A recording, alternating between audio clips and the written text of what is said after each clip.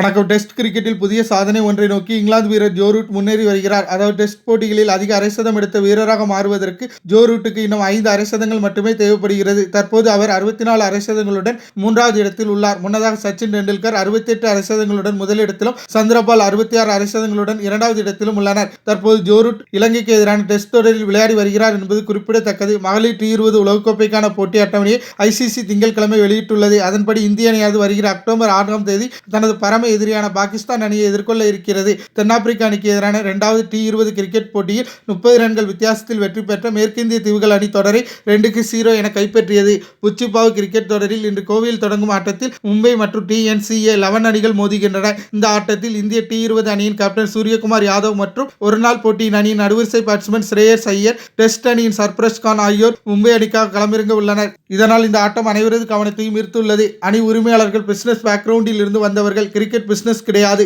எந்த ஒரு கிரிக்கெட் வீரராலும் தொடர்ந்து அதிரடி காட்ட முடியாது. நாங்கள் மிஷின் கிடையாது. அனைத்து வீரர்களுக்கும் ஏற்றம் இறக்கம் இருக்கத்தான் செய்யும் என KL ராகுல் திடீரென்று பேட்டி கொடுத்திருப்பது அதிர்ச்சியை ஏற்படுத்தி உள்ளது. முன்னதாக நேற்று லக்னோ சூப்பர் ஜெயின்ஸ் அணியின் உரிமையாளர் சஞ்சீவ் கோயங்காவை சந்தித்தார் என்பது குறிப்பிடத்தக்கது. மேலும் தகவல்களை தெரிந்து கொள்ள கிரிக்கெட் போதை யூடியூப் சேனலை சப்ஸ்கிரைப் பண்ணுங்க. மேலும் உங்கள் கருத்துக்களை கமெண்ட் பாக்ஸில் கமெண்ட் பண்ணுங்க. நன்றி, வணக்கம்.